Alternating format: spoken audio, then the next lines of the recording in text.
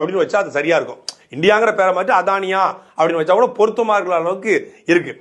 எனக்கு தெரிஞ்சு ஒரு தமிழ் முதலாளி கிட்டத்தட்ட பல நூறு கோடி ரூபாய் டிரான்சாக்சன் பண்ணக்கூடிய நிலக்கரியை இந்தியாவுடைய நிறுவனங்களுக்கு வாங்கி கொடுத்து கொண்டிருந்த ஒரு முதலாளி, கோஸ்டல் எனர்ஜி பிரைவேட் லிமிடெட்.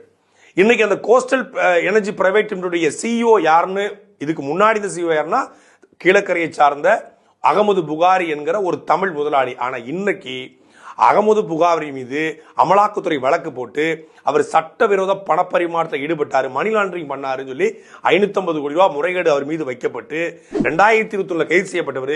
அவர் சிறையில் இருக்கும் பொழுதே அவருடைய நிறுவனங்களுக்கு மஞ்சள் நோட்டீஸ் விட்டு அதை திவால் கணக்கு காட்டி அதை அதானி நிறுவனம் ஏலம் எடுக்கிறது. இப்போ கோஸ்டல் எனர்ஜி பிரைவேட் லிமிடெட் கம்பெனியுடைய மறைமுகமான சிஇஓ யாருன்னா அதானி.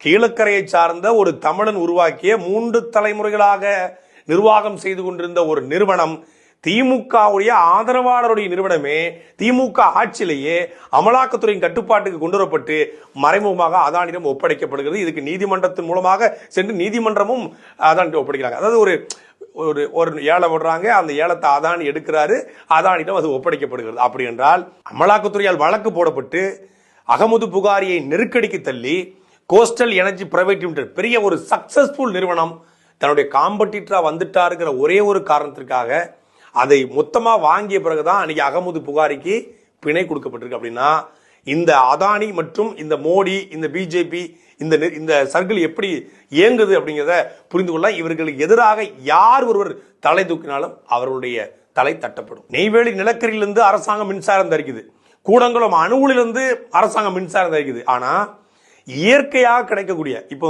நிலக்கரினா அது வற்றும் அழிந்து போகிற ஆற்றல், இது அழிந்து போகிற ஆற்றல், தண்ணீர் கூட அழிந்து போகிற ஆற்றல் தான். வத்தி தண்ணீர் 24 மணி நேரமும் 12 மாசம் இருக்கக்கூடிய வாய்ப்பு கிடையாது. ஆனா நீர் மின்சாரம் உருவாக்குறாங்க.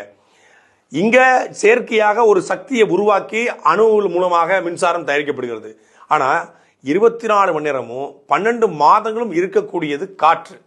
அந்த காற்றாலை மின்சாரங்களை அரசு வைத்திருக்கானா இல்ல. அதே போல தமிழ்நாட்டை பொறுத்தவரை ஒரு மாதம் 2 மாதம் தவிர்த்து விட்டு கிட்டத்தட்ட 10-11 மாதங்கள் வெயில் இருக்கும், கடுமையான வெயில் இருக்கும். இயற்கையா கிடைக்குது அந்த ஆற்றல், அழிவில்லாத ஆற்றல்.